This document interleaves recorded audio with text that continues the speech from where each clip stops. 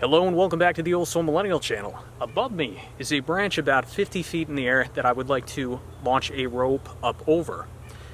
So in today's video, I would like to show you two methods as to how to launch a rope up into the top of a tree. Now the first way I'm going to show you is what I would declare as the professional method. It will allow you to launch the rope higher than 50 feet, perhaps up to 60, 70, 80 feet perhaps, but it will require the purchase of a slingshot.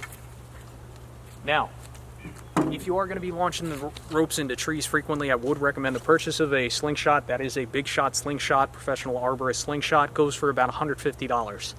Now, if you would like a cheaper method, I will show you that second, and that doesn't require the use of a slingshot. However, you're only going to be able to go to maybe about 50, 55 feet, depending how hard you can launch the throw weight. So first things first, let's go over the materials that you're going to need at the bare minimum. So how are we going to get this rope up into the tree? Well, we're going to do this in two stages. First, we're going to launch a string. In this case, I have an arborist grade pull string. We're going to need to get that up over the branch. And once we get that up over the branch, then we're going to connect this pull line or throw line to whatever rope we want to get up over that branch. So at a bare minimum, you are going to need one of these throw weights. This one is a 14-ounce weight. You can use a nut, but I'd highly recommend a throw weight because if it lands on you or somebody or something, this is more like a beanbag. You know, if you use a metal nut, you have a risk of damaging whatever's around you. So you're going to need that throw weight. You're going to need some type of string. You can use nylon string. I'd stay away from cotton string or any like thin string. Nylon string will work fine. And then of course, you're going to need your rope. Now the first thing we need to do here is to connect our pull line to our throw weight. I like to make this connection with a knot called a bowline. The great thing about a bowline is you could put a tremendous amount of strain on that knot, and when you're ready to untie it, it's very easy to untie. So in order to make a bowline, first thing we're going to do, take the end of the pull line, we're going to make a loop. Take the end of that pull line, put it through the ring on the throw weight.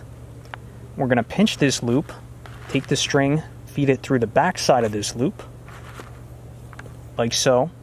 We're going to take the end of the string, we're going to go under the trailing edge of the string. We're going to take the leading edge of the string, come back out through this loop, like so. We're going to pinch this, pull tight, and that is bowline. Now I could put a tremendous amount of strain on this knot, and when I'm ready to untie it, I'll just pick this apart with my nails, and it unties very easily. So I'm going to retie this bowline here in a moment. But after you make your connection to your throw weight, next thing you're going to want to do, especially if you have your pull line on a spool, you're going to want to lay down a tarp, piece of cloth, something like that, and you're going to want to flake out the line, get it ready to go, make sure there's no knots in the line. In my case, I like to stow my throw line in a cardboard box. So I'll just feed this back in here when I'm done. And the nice thing about this method is when I go to launch the throw weight, this pull line will launch out of here effortlessly, no knots, no tangles, and that's what you want. Now again, the first method I'm going to show you is what I would consider the professional method with the slingshot. So we have our throw weight attached to our pull line with a bowline. Next I'm going to get my slingshot, take the throw line, put it through the V in the big shot slingshot, put the throw weight in the middle of this yellow pouch. From there, I'm going to stand up the pole. I'm probably about 20 feet back from the branch, and all I'm going to do is just pull down the slingshot, aim, and then fire.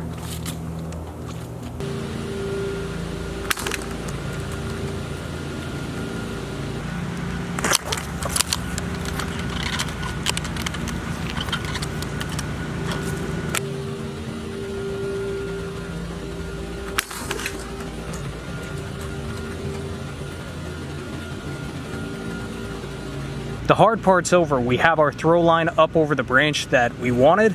It may take you a few tries, don't get discouraged. Just make sure you flake out the throw line when you're ready to shoot again. So now we need to disconnect the throw line from the throw weight, so we're just going to take apart our bowline.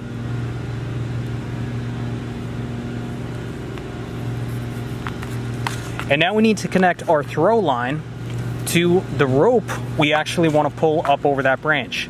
Now, I like to connect my throw line to my actual rope that I plan to pull up over the branch with a knot called a clove hitch. Very simple knot. I'm going to show you how to do that now. So you're going to make an overhand loop. You can pinch that, and then you're going to make a second overhand loop in the same direction. Take your first overhand loop and overlap the second overhand loop. So you should have 2 loops like that. You can pinch these, take the rope, put it through, take either end of your pull line and just pull it tight. You're gonna have to dress it up a little bit, but that is a clove hitch, and that will be nice and secure onto the rope that you plan to pull up over the branch. Another thing you could do, I always like to throw one of these in here. This is just a half hitch, so I loop the pull line around the rope once, and then I follow the rope back down. This is just kind of like an added little safety knot. And now we can pull our rope up over the branch. Simple as that.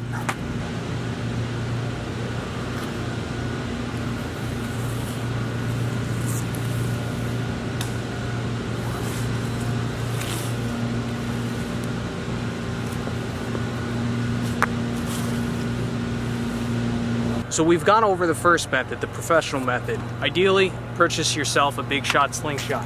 If you don't want to spend the money on that, I'll show you how to launch throw weight and throw line up over the branch without a slingshot, but just keep in mind this will only get you to about 50 feet, so if you want to go higher, you're gonna almost definitely need some type of mechanical device. So, I've already showed you how to connect throw weight to the throw line with that bowline. Now, I'm gonna show you how to launch it over the tree by hand. Now, most people would make the mistake of underhand throwing it or overhand throwing it. That's a great way to pull out your arm. There's a much better method. Here's what you do. You're gonna take the string, pass it back through the ring on the throw weight, and make a cradle, make a V. And what you're gonna do from here, of course, flake out your throw line, but you're gonna get this to the point where it almost touches the ground, maybe 2 or 3 inches off the ground, and you're gonna swing this between your legs.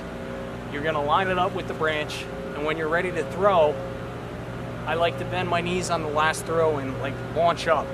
So let me line this up. 1, 2, 3. And that was just a little bit short of that branch, maybe by about 2 feet, so I was able to get to about 47 feet, about there. If I threw it a little bit harder, I think I could get it up over that branch.